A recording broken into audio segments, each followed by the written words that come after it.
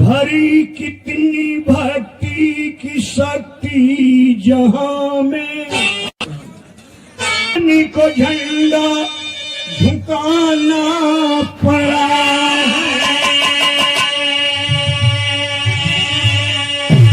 कभी चक्रधारी कभी बंशीधारी,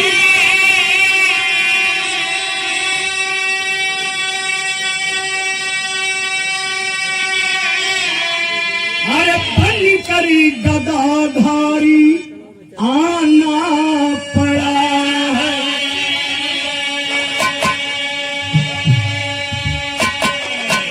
गया में गया सूर सतयुग के अंदर,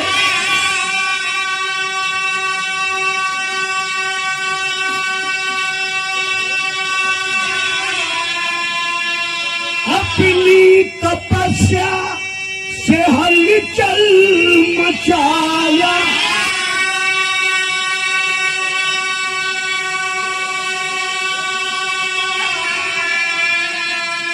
बोली है धरती गगन नाद गूंजा, असुर ने जब भक्ति का बीज बजाया।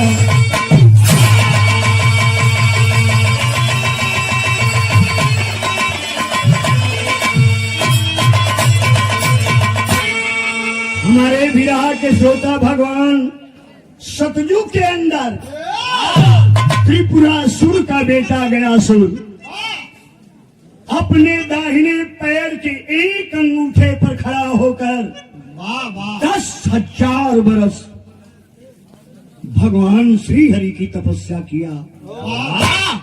धरती कांपने लगी, आकाश गुंजायमान हो गया, इंद्रासन जगमगाने लगा। क्षीर सागर से नंगे पैर भगवान श्री हरि दौड़े आए। भक्तराज आंखें खोलिए। गयासुर आंखें खोला, भगवान विष्णु मंद मंद मुस्कुरा रहे हैं। हे हमारे प्रिय भक्तराज, तेरे दिल में जो भी इच्छा है मांग हमसे वरदान। एक लाइन यहाँ कव्वाली का अंदाज लगे मास्टर साहब।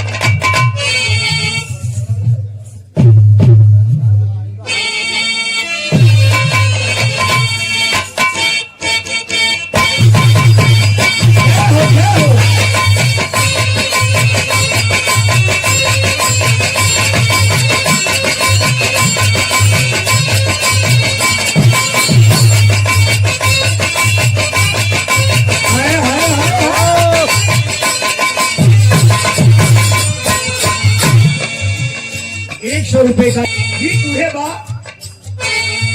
भरे दे झोली,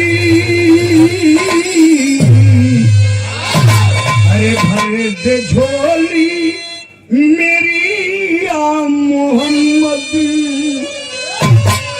भरे दे झोली मेरी या मोहम्मद, द्वारे से लौटूंगा।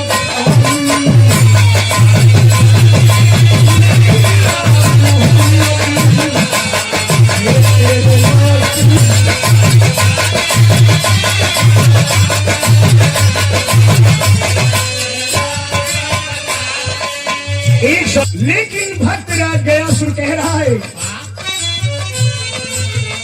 दिल में भारी तमन्ना है मालिक की, दिल में भारी तमन्ना है मालिक की, एक वरदान ऐसा देना।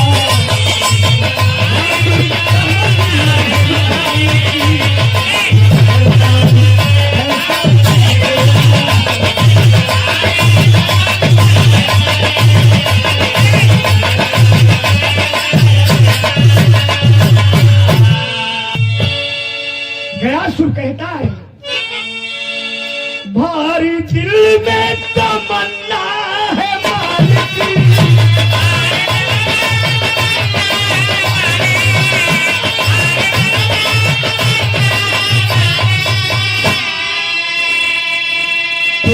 कि वरदान ऐसा तू देना,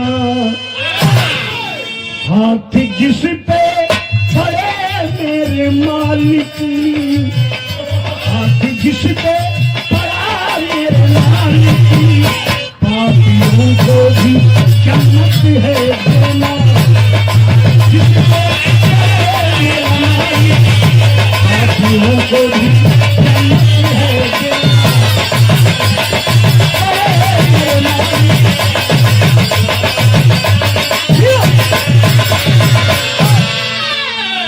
दीन बंधु दीनानाथ, हे करुणा के सागर, कानन की पहला वरदान तो हम किसी के मारे न मरे, कोई अस्त्र शस्त्र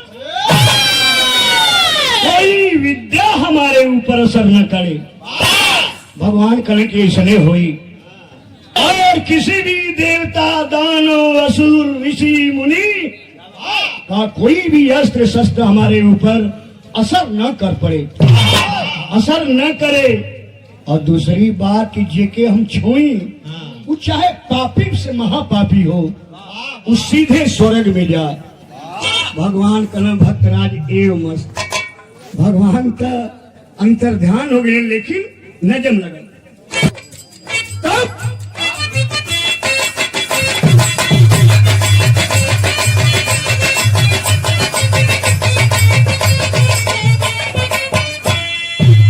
कठिन वरदान असुर श्री हरि से पाया है, कठिन वरदान असुर श्री हरि से पाया, नरक के पापियों को स्वर्ग में पठाया।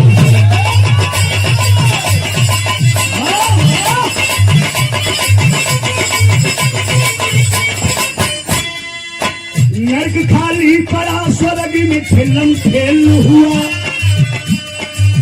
ब्रह्मा विष्णु शंकर वाला नक्शा खेल हुआ।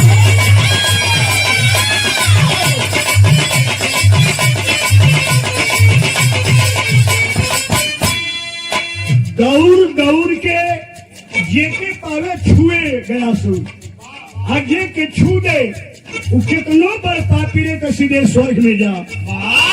नरक का कोठरिये खाली हो गई, स्वर्ग में जगह ना। इंद्र सोचत उनकी तो दूसर का नंबर हमरे बा। इंद्र भयभीत हुए, ब्रह्मा पास आए हैं, दुखड़ा पितामह के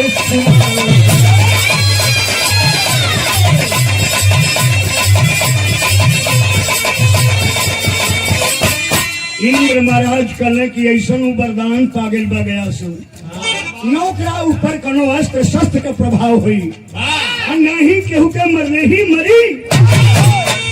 अब तक नरक का एकदम बिल्कुल कोठरी खाली, स्वर्ग में जगह नहीं बा। यही के पावा का दौड़ के छुआ था, ऐसने वरदाने पागल बा। इंद्र महाराज अग्नि वरुण और यमराज तमाम देवतन के लेके पितामह ब्रह्मा के पास आए, कोनो उपाय दिखा नहीं।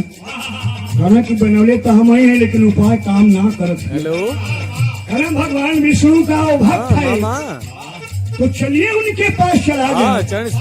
सभी देवता मिल करके भगवान विष्णु के अच्छे सागर में आए, जहाँ भगवान से सैया पर लेटे हैं, लक्ष्मी जी पैर दबा रही है। एक लाइन गीत बदल गई, वीडियो कॉल उठावा तर्ज हुए बा भैया। सुंदर अली पनिहारी, अरे सुंदर अली पनिहारी, कुमला कुमला आए।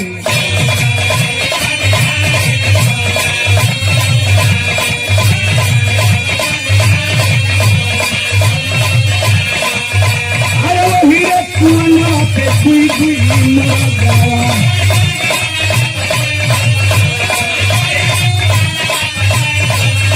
अरे कोई मरा गवा रे, कोई मरा गवा।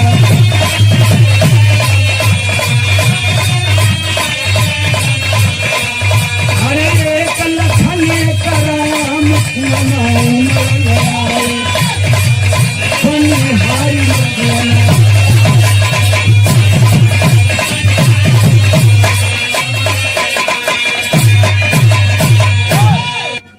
देवता लगाए सभी तेरा, अरे देवता लगाए सभी तेरे, हे प्रभु नदिया बचावा।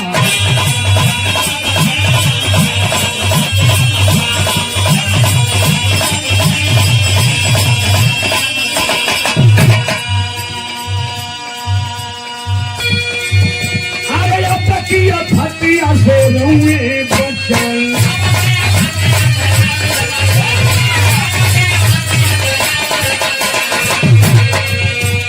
काहे के लगौली अभी दे, अरे काहे के लगौली रुआ दे रहे प्रभु नदिया बचावा। देवता लगौली सभी दे, प्रभु नदिया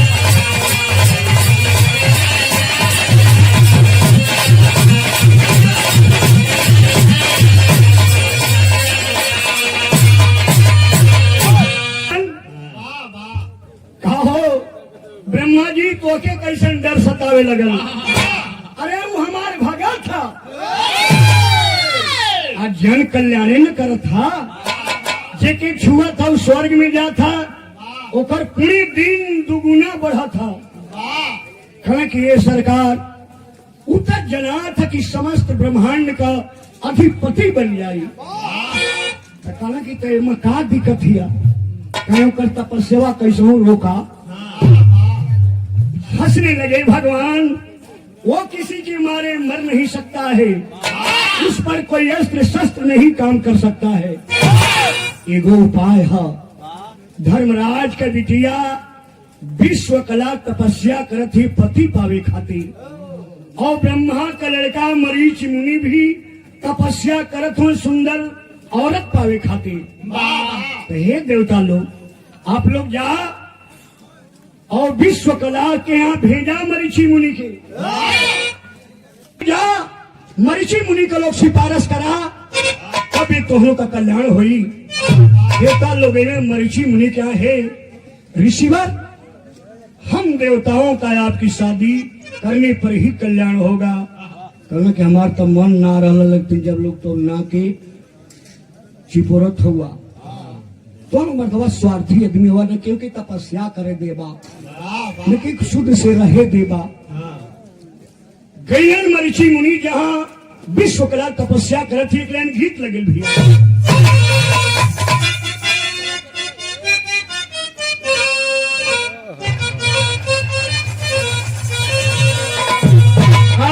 ही पार गंगा हो मैया, वही पार जमुना।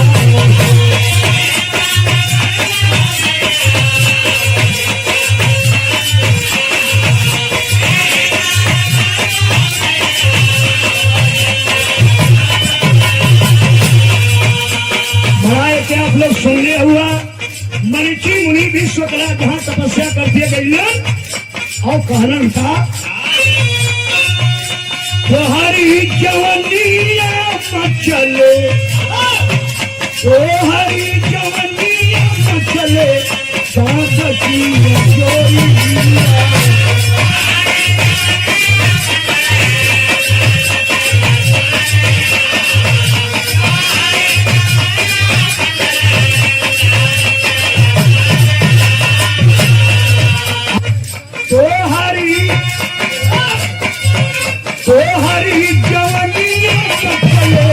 चाँद की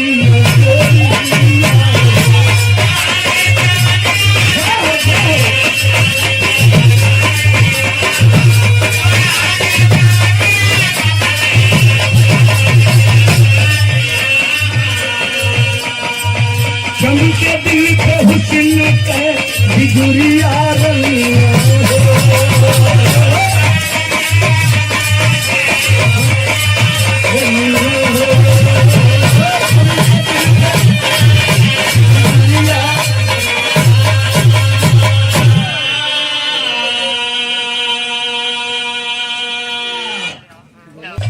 मरीची मुनि कारण सदिया रचाई बुकी हमें बहुत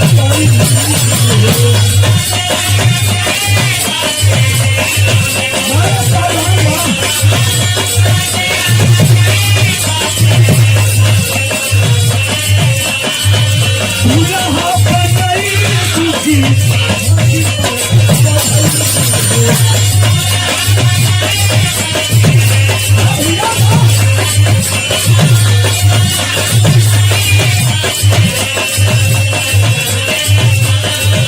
भोला लखिया पीपत जा सौरिया भैया हो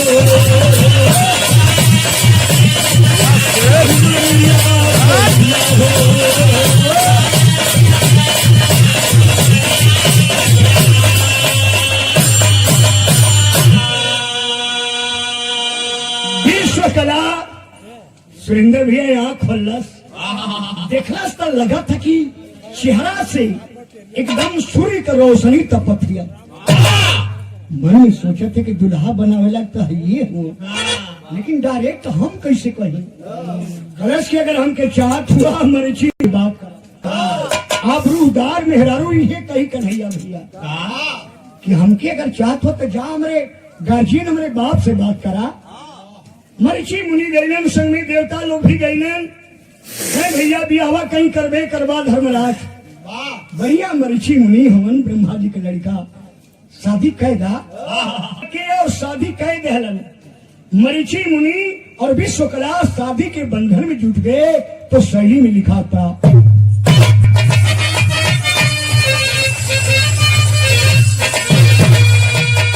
और कोमल से बोला दिया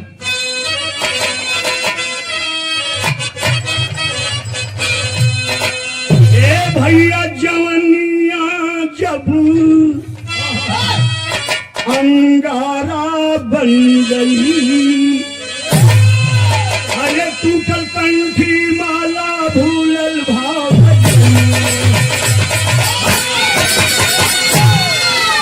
टूटल कंठी माला भूलल भाव भजनिया जवनिया जब अंगारा बन गई।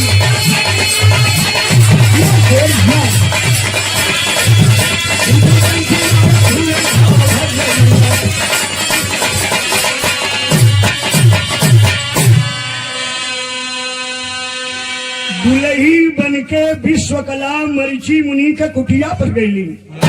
एक दिन का घटना घटल भैया करी के प्यारी करो जब से पर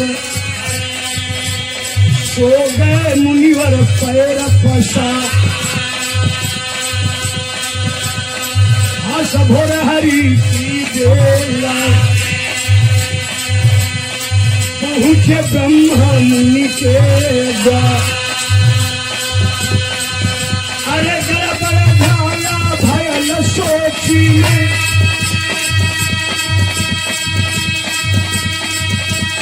धन के विश्वकला बना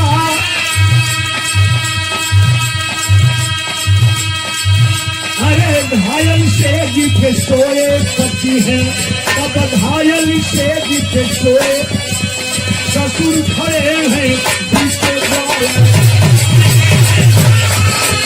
ससुर खड़े हैं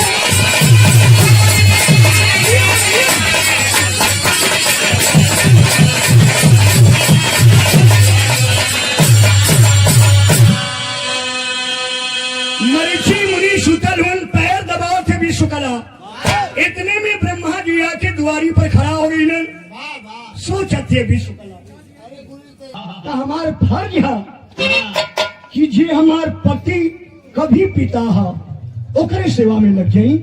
ब्रह्मा जी का पैर पकड़ ली और ले जाके पलंग पे बैठा के ब्रह्मा जी का पैर दबावे लगी। इतने में मरीची मुनि का नींद टूटल तक अलग हाई देखा मेहरारू हमारा बाबू का पैर दबाई। सोचे कि चाहे सुरेंद्र कि हमारे बाप हो मेहरारू हमके छोड़ के उन्हीं का पैरवा दबाओ तो का हो गई। अब देखा क्रोध हो गई यहाँ तर लग गई।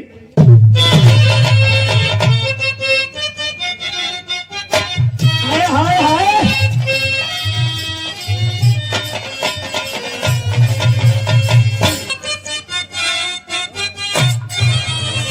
कहीं सा बढ़ा कहीं सा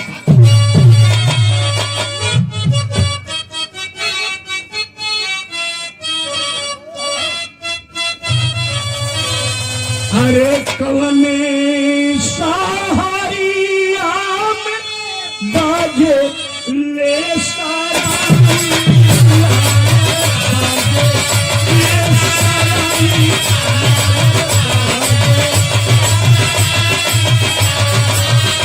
कवने नगरिया कमर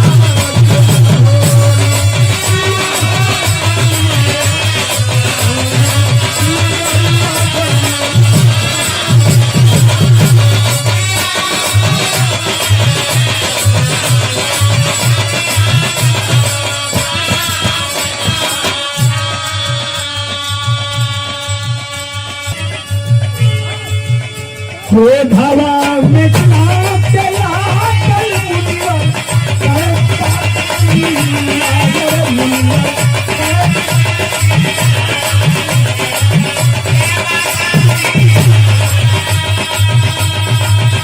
बोले हैं बच्चा ना खाता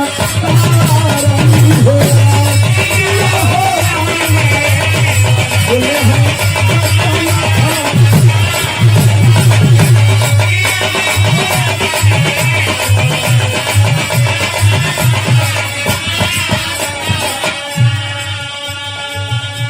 नारी हो के बूझलू ना नारी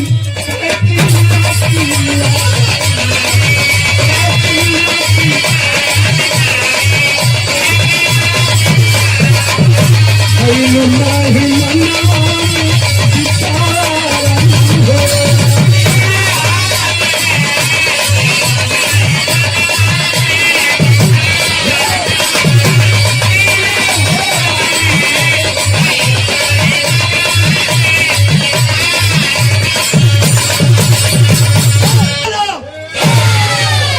नारी होकर के नारी की महिमा को नहीं समझ पाई।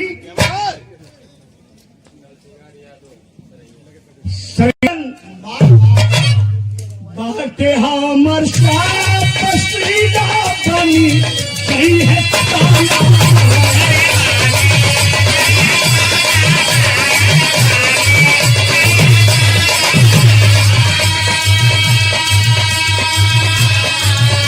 गिरफान होई कहाँ हमारा हो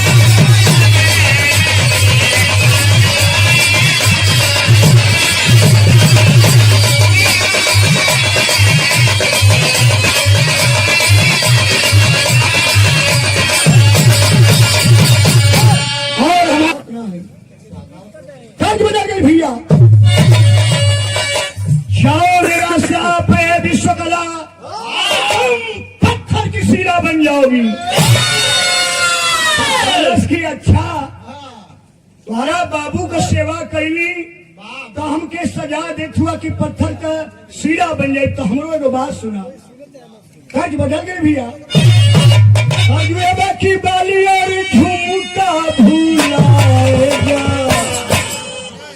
मेहरारू कल्याण के जमाना बदला था का कलश के नैया भैया अरे बाली और झुमका भूला जा नथुनी पे गोली चले सच कहलाएगा नथुनी पे गोली चले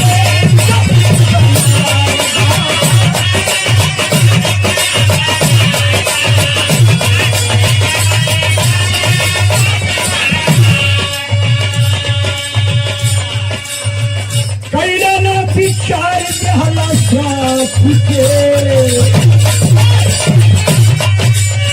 विचार हवा में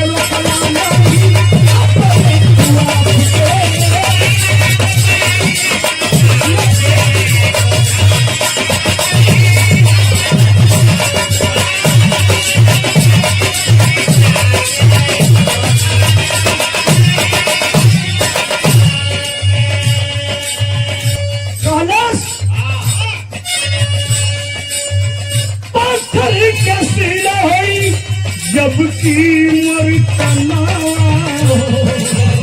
वही तो है राजा सारी सगरी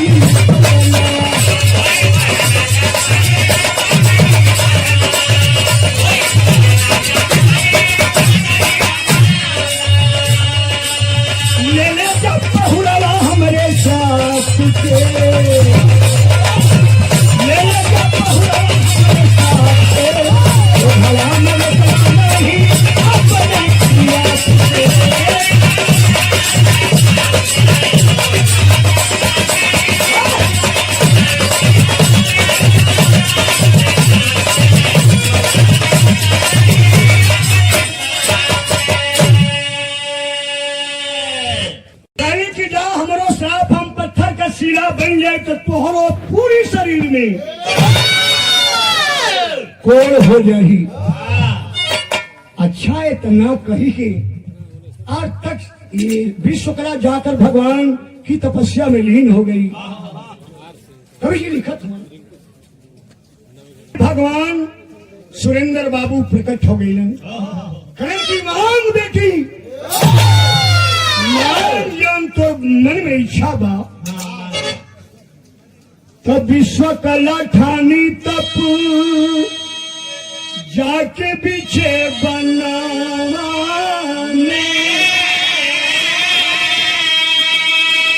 आए प्रगट भगवान होई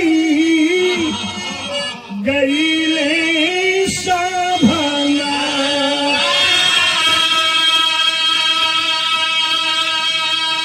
धन प्रसन्न मन में इच्छा होके मना जीवन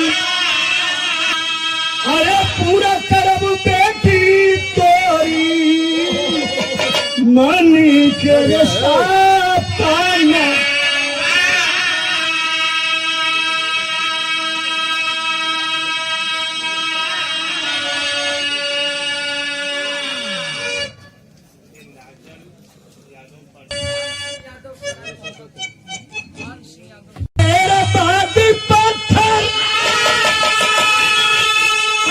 सीना बन जाई स्वामी देखवारा बना।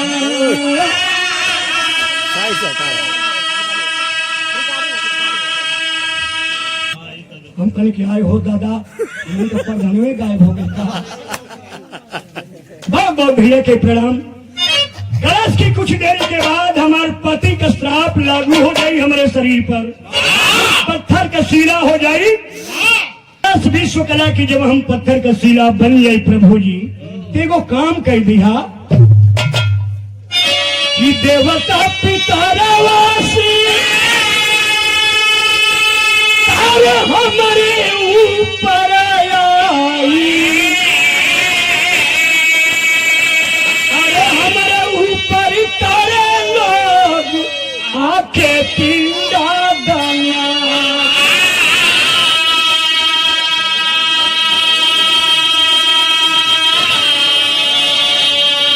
इतना ही कहते कहते पत्थर बन गई।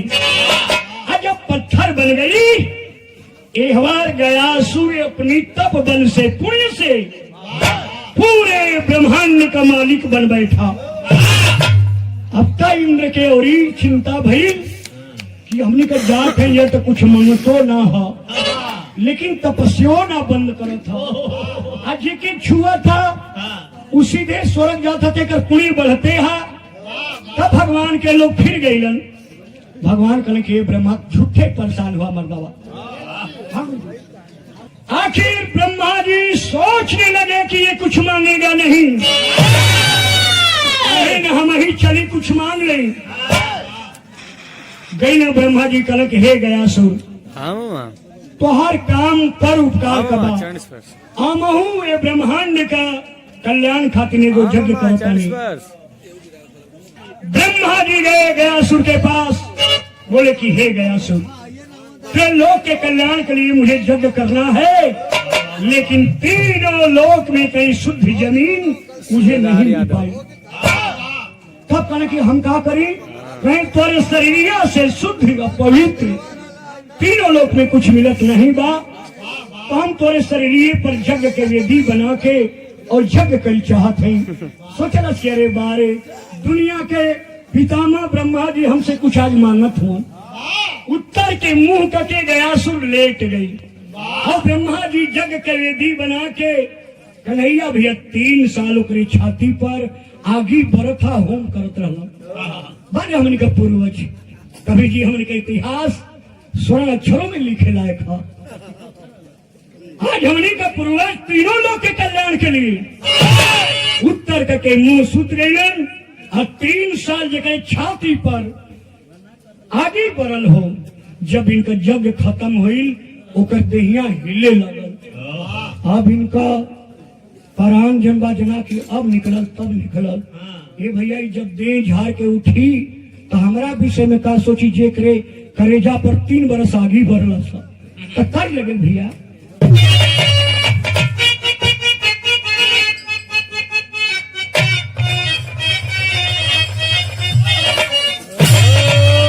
अच्छा कन्हैया भैया अपने अपने गौले का अलग अलग अंदाज है, लेकिन हम दूसरे तरह से गाएंगे कि सासु मारे तना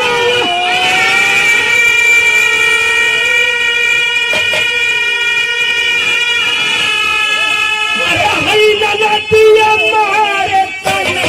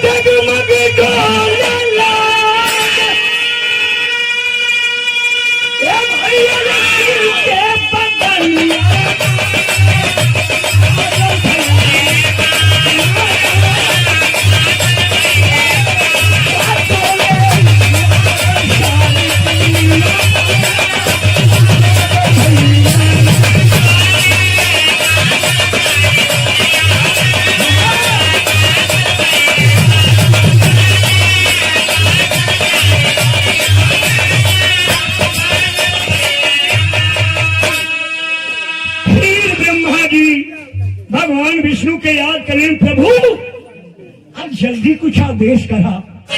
भगवान विष्णु अलन और कहने के ब्रह्मा अब ही तुम का मन नहीं भरल धर्मराज के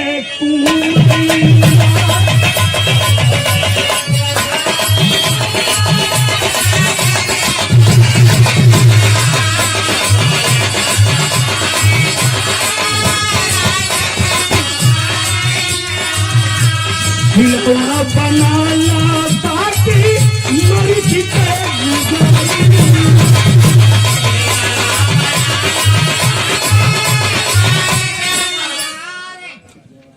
विश्वकला जो धर्मराज की बेटी और मरीचि मुनि की औरत पत्थर बन गई है, उसी को लाइए और एक काम कीजिए कि सिलवा लिया के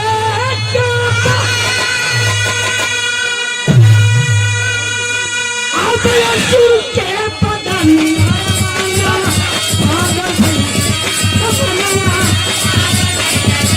हम चली हमारी सारी दुनिया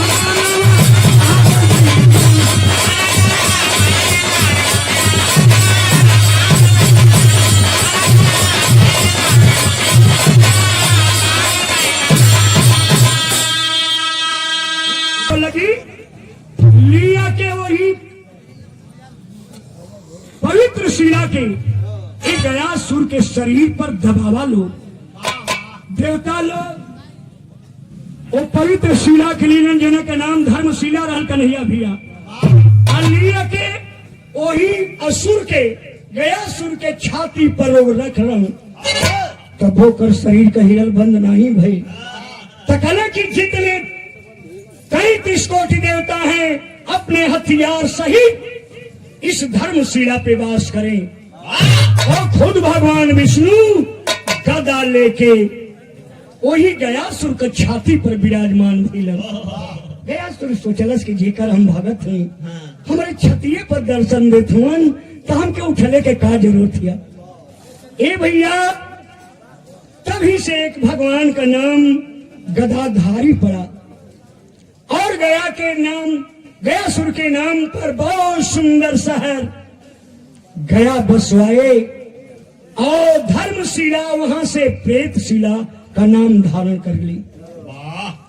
ये कारण है भैया कि हमारे सनातन धर्म के लोग साल में एक बार पिंड दान करने के लिए गया में जाते हैं पापट के लाइन नगर।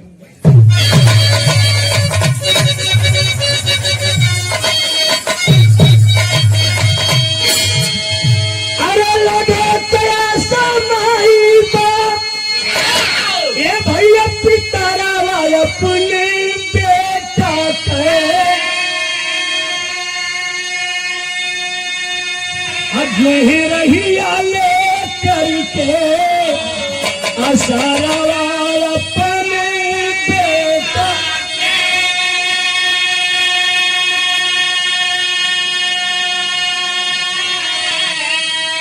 हमारे आपके दुनिया के सनातनी धर्म के लोग जे की मानेला धर्म शास्त्र के सोचे लन पितृ देवता कि कुल में कोई लाल जन्मी है दी है पिंडा दनवा।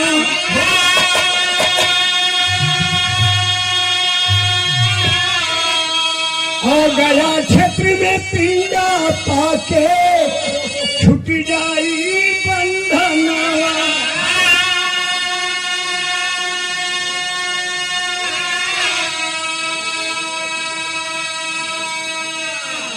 मिले पिंड तब पूरा होला या सारा अपने बेटा।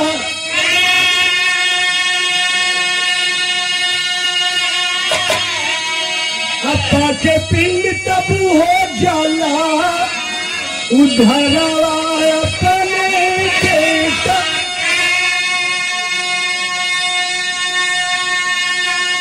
यही से निकला कि किया नहीं जो गया में पिंडा। भैया भैया किया नहीं जो गया में पिंडा खुद का रहना कोने काम। आला का भाव लिखल गया।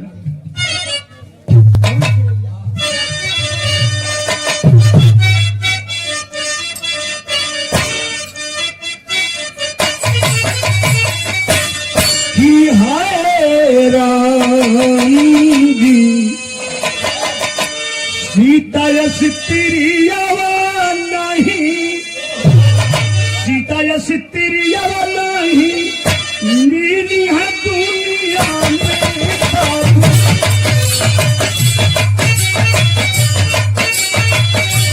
मन के चंदुआ देखो दशरथ दुनिया।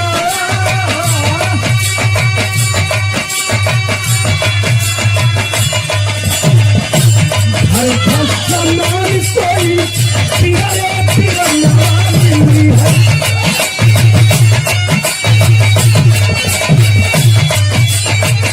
दुनिया ऐसी लगती है नहीं सारा संसार।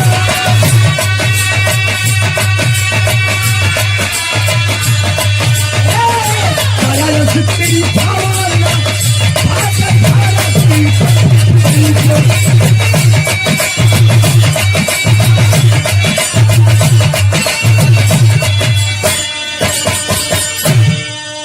प्रमाण मिलता है त्रेता युग में दशरथ के मरने के बाद सीता लक्ष्मण और राम भी गए थे पिंड दान देने के लिए गया में।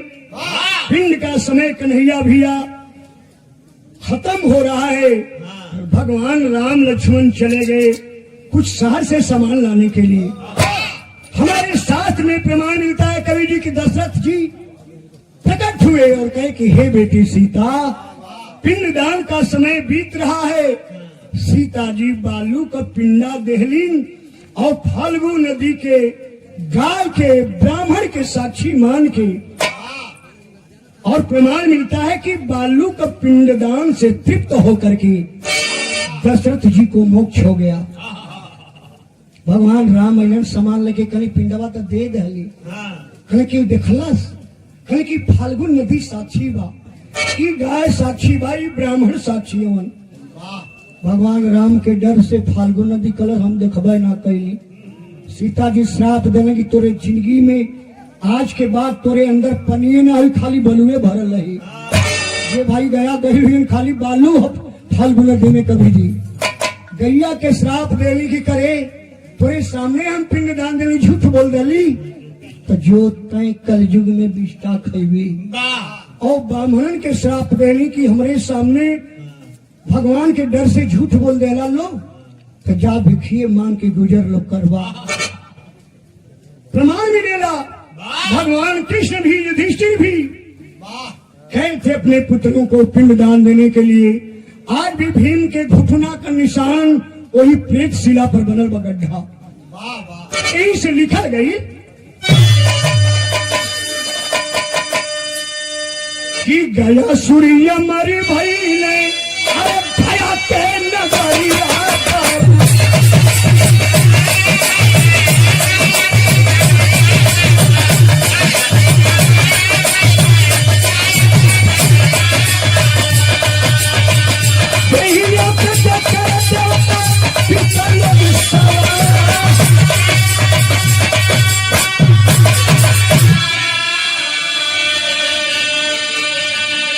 आखिरी कड़ी में कन्हैया भैया कवि जी लिखत मन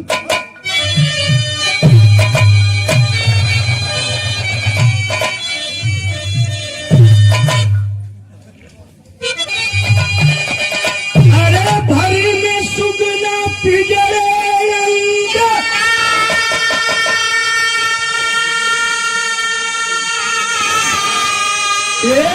पंचमाला जकड़ी अपने पुरखन का फसरिया छावे से पड़ी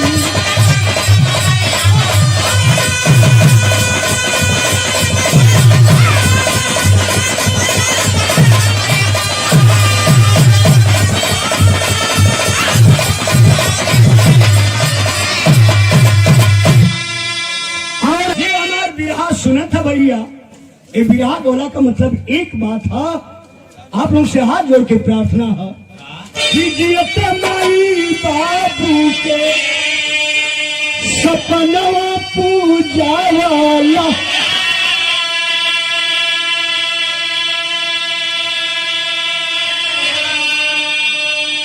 अरे मुआला पे बैरी जान काहे बिसरावा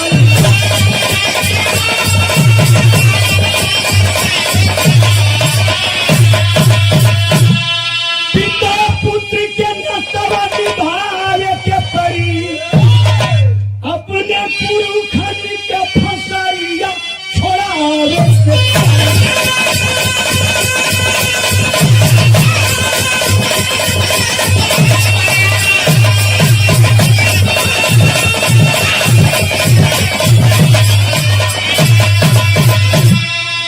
हरी पत्तू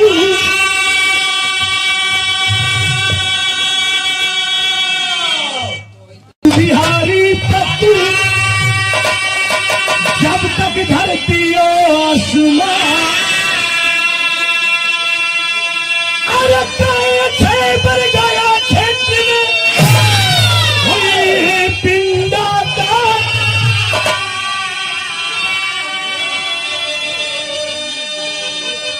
जवनिया जब भी अंगारा बन गई